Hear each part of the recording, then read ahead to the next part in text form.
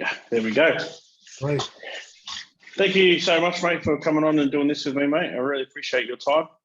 No problem at all, mate. I'll just get you a little bit higher so the shine off my bald head doesn't change too much.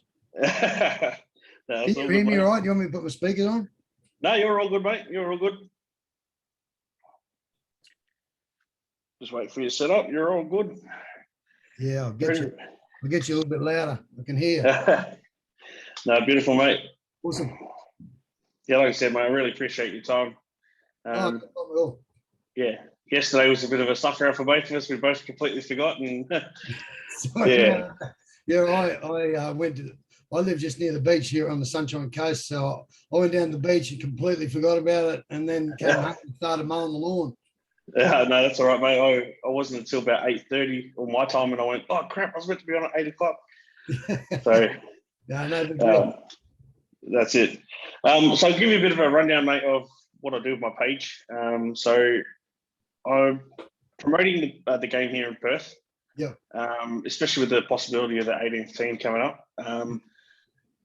Yeah, I go to local games, seniors and juniors, take photos, videos, all that sort of stuff. But I also I promote all the club, local club pages and events that they're going on. But also promote the NRL stuff, share all the news that's going on in the NRL world, and yeah, that's basically what I do with the page, mate. It's just show everyone, especially people in Perth, there is rugby league here, and more people come out. I've got my Colonial Brewing shirt on, mate. So that's it's WA beer. Yep, absolutely. It's all right, mate. I've got my Broncos, mate, so we're all good. We're both representing. That's it, mate. Absolutely. We'll get into your career, mate. Just talking about your career. So 91 to 99, you play 147 games in Brisbane. You play the 97 Super League State of Origin. The 98 was ARL, NRL when they first got back together, State of Origin games. And then 2000 to 2002, you jump ship and go play for the Brumbies. Yeah, that's right. Do you look back in your career, and is there anything in particular that you sort of go, wow, I had like an amazing career, or anything in particular that sort of stands out for you? Look, I don't really look at myself as that. Like I was really fortunate that I came into the Broncos as like a 17-year-old. I actually started in 1989 or end of 1988, 89, because I'd finished school at that point as a 17-year-old. And so I was training with, guys like Wally Lewis, Gene Miles, Greg Dowling, Brian Niebling, Smoking Joe Kilroy, all these heroes of mine.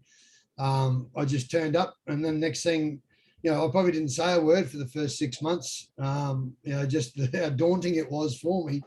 But look, the big thing about my career, I suppose, you grow into, I suppose, the person and also the player that you think you want to be.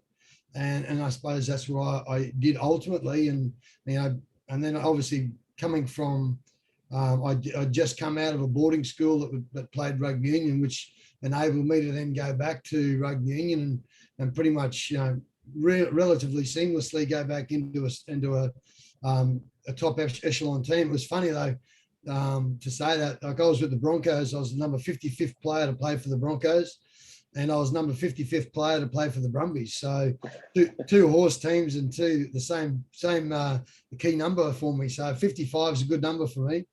Yeah, with back to your question though, I suppose I was living the dream in reality through those years, because we didn't realize, we knew that we were a good team, and we had some wonderful players in that team, like they were world-class players. And I suppose I was happy to make up the numbers in that regard, but I tell you what, there's some great people to play with, and it was a fortunate time to be at the Broncos in the late 80s, early 90s, and I enjoyed my entire time there. It was fantastic to be involved. So although I ended up playing 168 games total. I don't think the stats are right, but anyway, that's how they read them.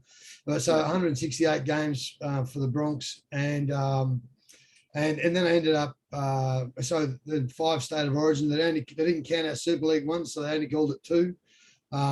And so Super Leagues was not really, which I think we were supposed to have, simply because of the fact that, there's blood, sweat and tears in those games that we played, and, they were deservedly, played for Queensland by Queensland players. So, so in that regard, I suppose to answer your question overall is, look, I'd probably say there's not a moment where I thought that I'd made it, but there was moments that we made it quite well, but it was only in retrospectively, if that makes sense.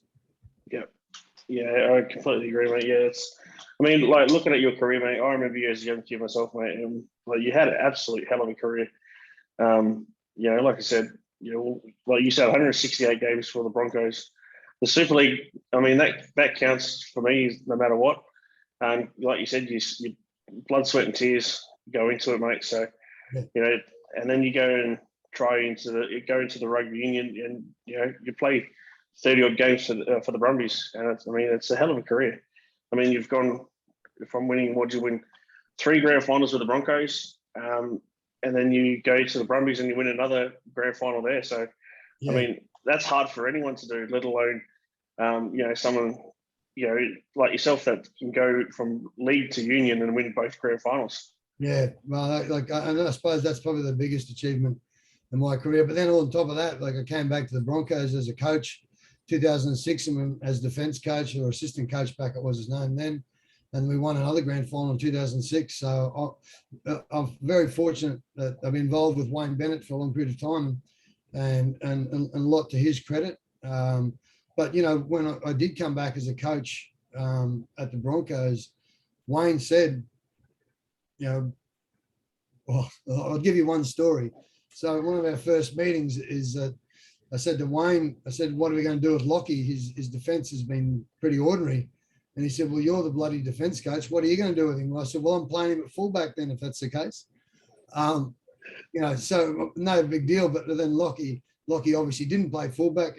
But to Lockie's credit, he put in that many extra hours working with me, doing one-on-one contact. He became the premier number 6 that year in 2006. And obviously, I think he was the best player in the world in that time, bar none. And that's including some pretty big rock stars in that time frame.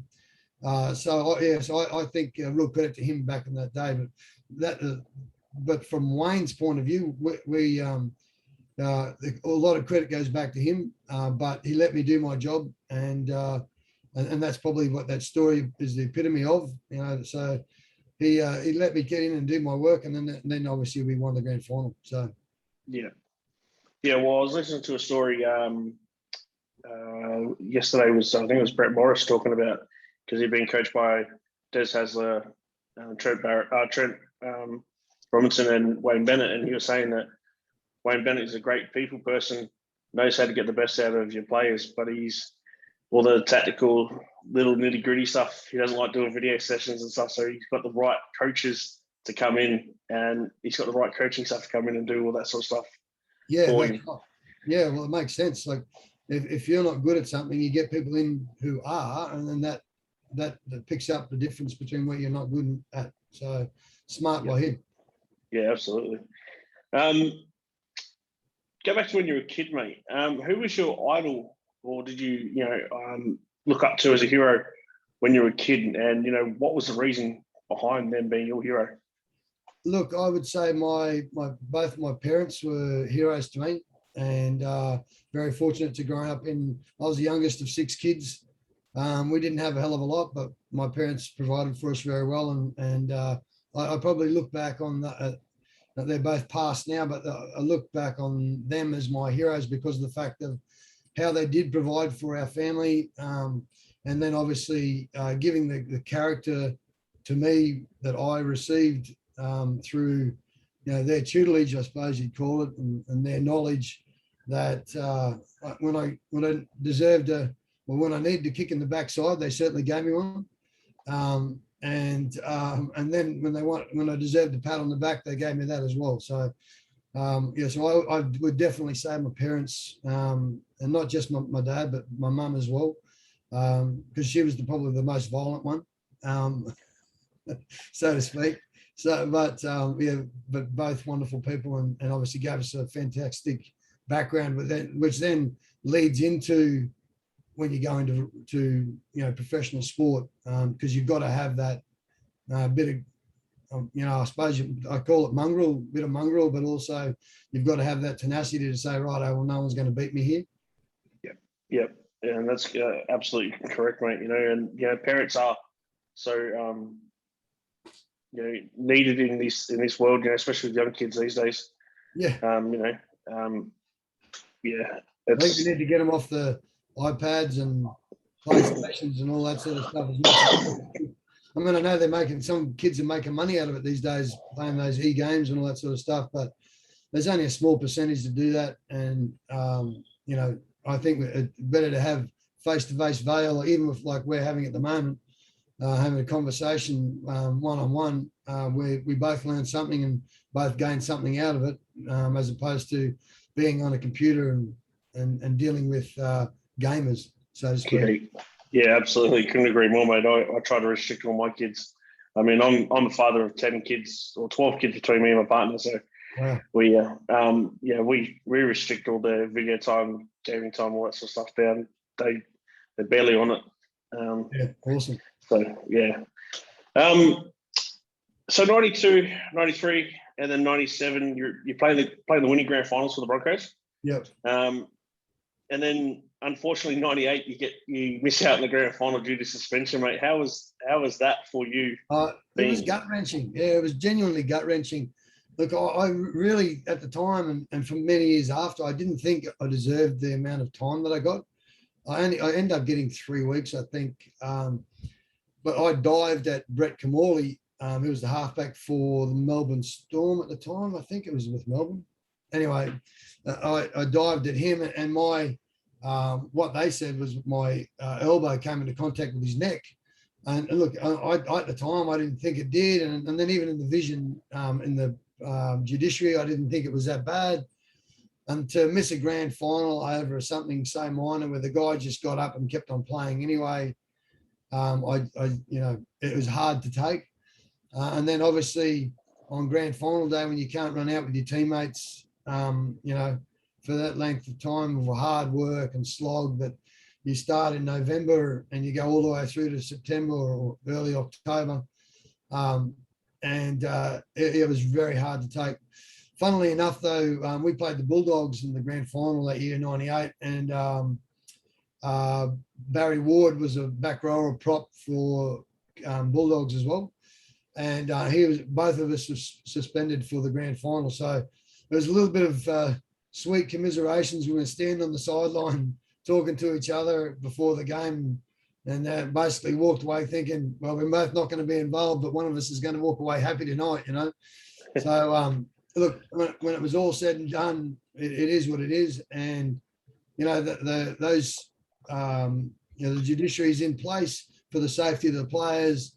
And, and I suppose in my mindset is that, well, look, it's a little bit like criminals. If you do the crime, you pay the time, So it was unfortunate, but it's a part of the game, and it sometimes does happen innocently enough. And, so, you suck it up and get over it. Yeah, absolutely. Going from that commiseration, with not playing in that grand final to going to the Super 12s and winning that grand final, was that a bit of a bittersweet moment for you? Yeah, it was actually. It was funny that we were in, for the 3 years I was at the Brumbies, we were in 3 grand finals. We only won the one and we lost 2. So I didn't play in the first one. It was my first year across, and I had an ankle injury at the start of the year, so I didn't get that many games in. And then year 2, I ended up starting. I was coming off the bench a lot of the time because I had Jimmy Williams in front of me at the time. And he was the current Australian number 8. And then Owen Finnegan, similarly to what happened to me, got suspended for the final and missed out on the grand final in 2001. And so I ended up taking his spot on the blind side of the scrum. So yeah, it was fortunate enough for some people, so that, you know, like the mix and match between my last year at the Broncos and we lost or won that grand final in '98, and then going across to the Brumbies and winning one in 2001. Like seriously, it was well, it's a little bit like Matty Johns has said in the past, better than Lego, that's for sure. Yes, absolutely, it is, mate. I was reading on the internet, mate, that when Wendell was looking at going to Union, he came to you for advice. I mean, you would have had obviously a close relationship being at the Broncos with him. What sort of advice did you give him about coming over to Union?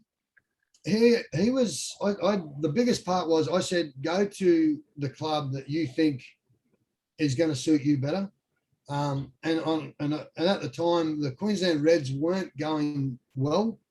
And I don't know who was coaching them at the time, but they weren't going well. And I said he would have been better off going to the Waratahs, or even coming down to the Brumbies, because it was only Rugby Australia that. So when I went across, I was employed by Rugby Australia and he was employed by Rugby Australia. And then the clubs pick up the difference in terms of your contract payments. Okay, yep. So that's where it determines on where you're allowed to go to. So I was only going to go to the Brumbies because I had different connections there that from when I was at boarding school went there. And there's a fair few Queenslanders down there at the time too, because the Brumbies were made up of guys who weren't accepted at the Reds, Waratahs, or, you know, are the only other team in the competition. So it was a bit of an us v them. So it was very similar to the Broncos when I was at the Broncos, because it was always the Brisbane team versus all the Sydney teams, you know. So it was us versus them always, and that same ethos came across to when I was at the Brumbies, which made us the underdogs on every given occasion. And with some of the players that were down there, it was funny. I'll tell you this one story just about down the Brumbies, is that the first training session, they call their training sessions back then a Rexing, so we're being Rexed. So the guy's head trainer nickname was Rex. So If you got Rexed, it was a tough session. We did our first rec session, and I went to Eddie Jones, who was the head coach at the time, and I said, Eddie, we do more work in our warm up than that hard session that you guys are calling a rec session. I said, I'm embarrassed to call that a hard session, and I said, if we don't change the attitude and the culture of the fitness ability of, you know, how hard we have to be to win a competition, then we're not going to do anything. And from that moment on, poor old Stu Livingston, his nickname was Rex, poor old Eddie used to feed it to him a fair bit about us doing extra work and all the rest of it. So it changed a little bit of the culture and the ideas around, you know, how hard or fit that you have to be to, you know, be at the top of the competition. And then obviously from that, you know, you can see that too in the All Blacks, because the All Black coaches used to come to the Broncos back in the day for a couple of weeks or a week on end, and pick up information out of the Broncos about how hard we trained, and, you know, GPS and all that sort of stuff from even back in the early days. So yeah, so a little bit of a background story there. I've probably forgotten your question now, to be honest. It was just to do with the advice that you gave to Wendell. Oh, right. Yeah. So that's right. Yeah. Well, so I said to Wendell, look, go to the club that is going to suit you. And I actually thought the Waratahs would. But because the Brumbies had really good wingers and centers and fullbacks, so it made no sense for him to come down there. Otherwise, he's just sitting on the bench. I said, look, what are you aiming to do? He said, well, I want to play for the Wallabies. And I said, well, mate, there's a really good chance you can play for the Wallabies. You just got to understand the breakdown. And I suppose the hardest thing for rugby league players in the breakdown is, you know, do we make a tackle? Do we make a tackle and steal the ball? Do we go past the ball after someone's been tackled? And there's sort of 3 or 4 different scenarios that you have to go through in rugby union. And I said to him, look, just simplify all that sort of stuff for yourself. For that, you'll have guys telling you left, right, and center what you should be doing and shouldn't be doing. You go off what you think is the best thing that you to understand. Pick one or two things and be really good at those one or two things. And then that will then lead into you being successful. And look, to his credit, I ended up playing for the Wallabies and doing some pretty wonderful things before he got kicked out. Yes, yes. I spoke to Wendell about these transition to rugby, and he was saying one of the big motivations for him is that he wanted to, basically take on Jonah Lomu and have that challenge in front of him. Yeah. So, I mean, it's a sad thing that Jonah didn't play a long career, but at least he got that chance to play alongside against him and stuff like that too. Yeah, that's right. And look, Jonah was a powerhouse, so full credit for Wendell, that he got to the levels that he did get to, actually. Yeah, absolutely, he did. Yeah. I read a quote as well, mate, that you were described by Craig Bellamy as one of the most devastating defense players to have ever played the game, mate. How do you take that sort of praise? I think being very humble about what people say about you in that regard.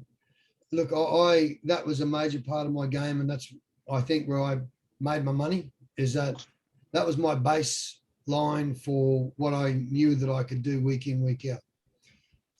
And I suppose to hear that from or get that credibility from a guy in the stature of Craig Bellamy, then it's obviously very humbling, but also very pleasing to the fact that he knows how much hard work that I put in when I was playing, and he was at the Broncos for several years, and as our trainer, and so he knew how much work we put into what we did and how we got to as good as what we were.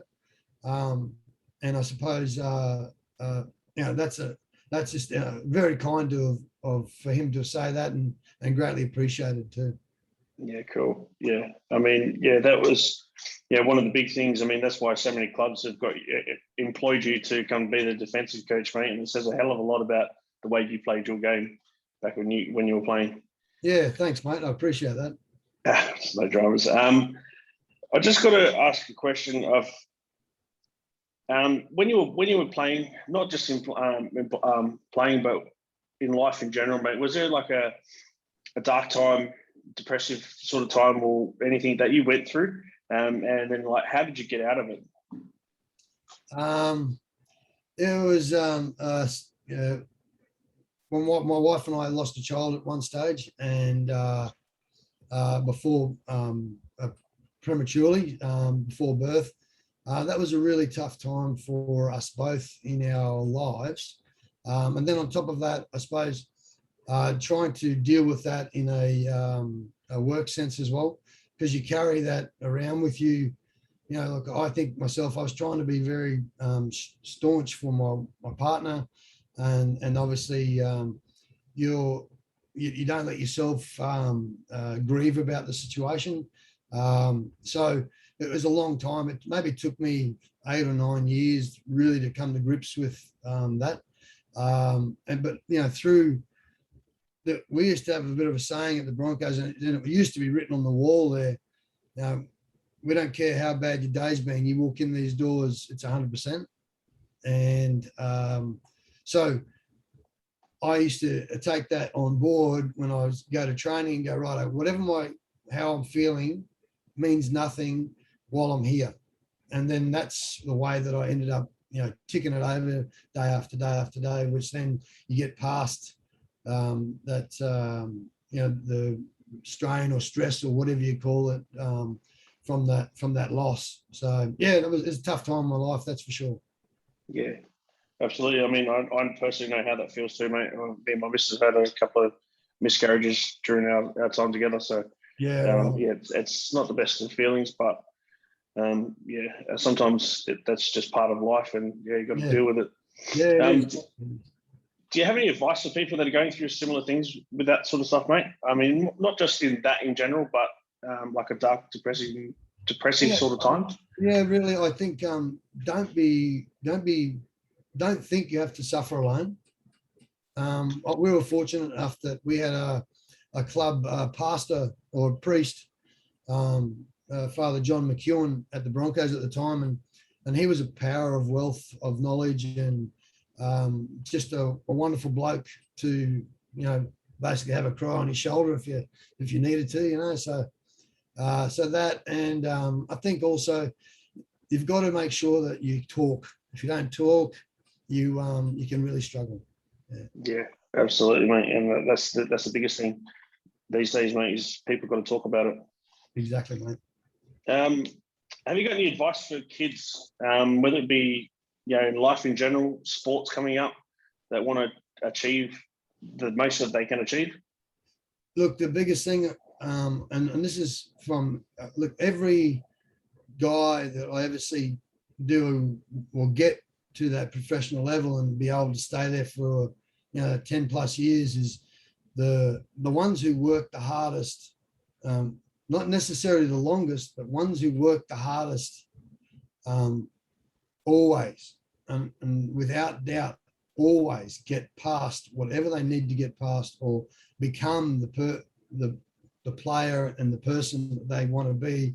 Because as I used to hear stories about our guys doing at the Broncos, come in and talk about, oh yeah, I'm doing this extra training and I'm blah blah blah blah blah.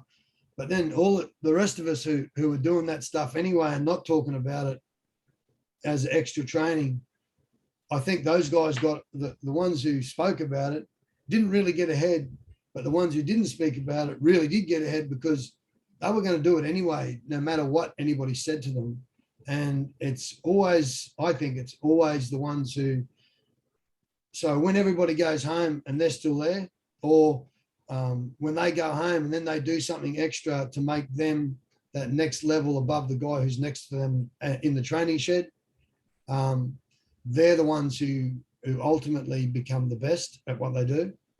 And I suppose from my point of view, from the defensive side of things and tackle technique sort of things, is that I used to set up bags in my backyard when I was a kid, and I thought nothing of it. And because everyone said that I was a good tackler, and I was like, well, okay, if that's what I'm doing that's making me a better tackler, then why not keep it going? So I would do extra contact work no matter what. It wouldn't be heavy, it wouldn't be hard contact work, but what it would be do is focus on the small detail, or if it was a fitness thing, focus on, that pain control thing. So like if professional sports people, if you can't get past that pain barrier when you're required to in a game, then you're going to let somebody down. And that's the difference between winning and losing, is that when I probably use this analogy with kids or teams that I coach, I say, look, would you sprint 40 meters to stop a try? And everyone bangs their hand up. Yep, guaranteed I would sprint 40 meters to stop a try. And I go, well, what if it's in the 81st minute of a game and you've got gravel rash on your backside from dragging around for the last 81 minutes? And then you'll see the whole room change, and you're like, yeah, they get it, but they don't really get it, because it's that last thing you got to do that might stop somebody from scoring a try, or that actually makes you score a try, that is the difference. So if I would say to kids, is that it's the ones who do that extra work that gets the apple at the end of the day. Yeah, cool. That's absolutely perfect advice, mate. I couldn't agree more with you. Yeah, the extra hard work, goes a long way, not just in sports, but in life in general. Oh, guaranteed. Guaranteed, yeah. Like I spoke about before, mate, possibility of Perth being the 18 team. Do you have an opinion on that? Well, not really. Look, I haven't really thought about it a lot. I mean, we've just been dropped in the Dolphins. So I'm in the sort of Dolphins region at the moment. I'm in the Sunshine Coast. And so we're about a bit over half an hour north of Redcliffe. Yep. Look, I don't really have a preference of where the team goes. I still think they haven't explored enough avenues here in Queensland. Like, so the Western region, like maybe Toowoomba's got its own airport now. Toowoomba, I reckon, could be because that draws all those country kids from Quilpie, Roma, Augathella, Mungandai, Charleville, all those different wonderful places that have junior rugby league going on out there that don't really have, well, their senior teams are okay, but they're not at that level yet. But there's certainly guys that are out there playing good enough to come through into the NRL system. I still think Perth has a good competition over there as a local competition. I think it's not too bad from what I've seen. I remember as a kid, as a 15-year-old, we were at the Roosters at is it the Roosters at Fremantle? Yep. Yeah, so we were, as a Queensland under 15 team, we had the Australian titles in Perth, and we trained at the Roosters ground. So I have fond memories of Perth in rugby league. So I still think there is the avenue for it to go ahead over there. And like the Western Force have done so well, they've created a backing through a wealthy mining magnate that potentially we could say, righto, Gina, get on board. Yep.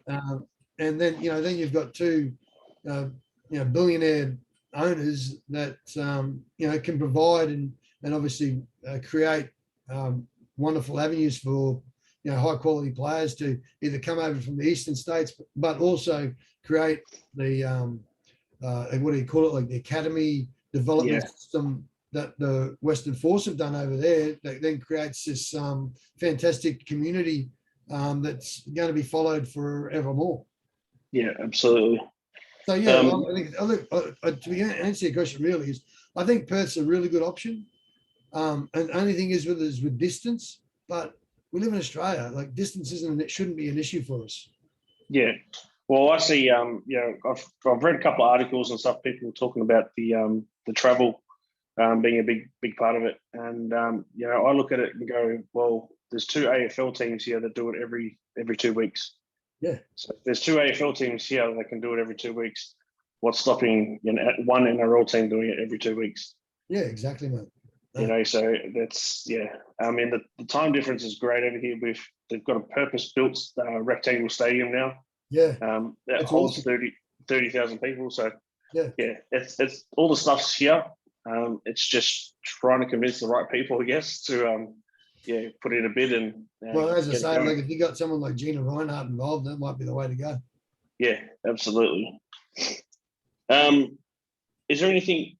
What are you up to these days? Like, is there any business ventures that you're up to, or anything like that?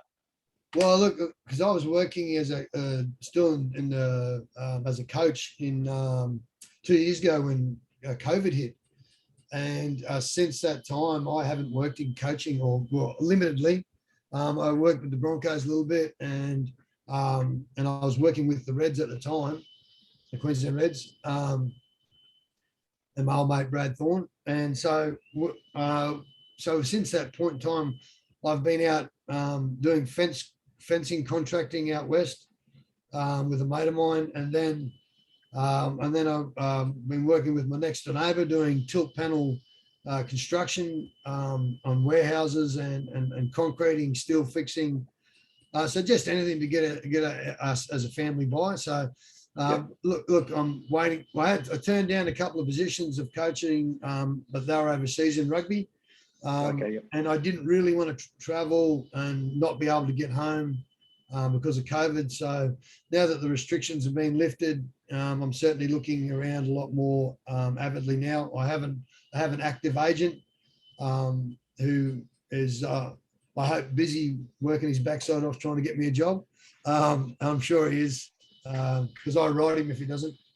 Well, I couldn't see why Wayne wouldn't employ you. You still got Kevy there as well, so. Yeah, well, look, I've spoken to Wayne about the Dolphins. Look, I did a little bit with Kevy's group at the start for about 4 or 5 weeks. Actually, it might have been 8 weeks, and then I just sort of faded out of it. They were doing their own thing, and they wanted to back other certain areas off, and I was like, right, no problem at all. I'm happy to sit back and do what I'm doing here on the coast at the moment. So. Yeah, so I'm not really into any in a position to do any sort of thing at the moment with regards to business promotion or anything like that. But I'm certainly working hard. That's for sure. Yeah, cool, mate. Mate, that's all I've got for you today, mate. I really appreciate your time coming on and have a chat with me, mate. Yeah, so good luck with all the coaching stuff that's coming up for you. Hopefully Wade gives you a job. Can't see Yeah, why well, he wouldn't, mate. yeah, that's right. Well, look, I mean, I get on well with Wayne, and I've been in touch with him. So we'll see how we go. Yeah, beautiful. All right, thank you for your time, mate. I really appreciate it. Pleasure, Jamie. Have a great day. You too, buddy. See ya. Cheers, mate.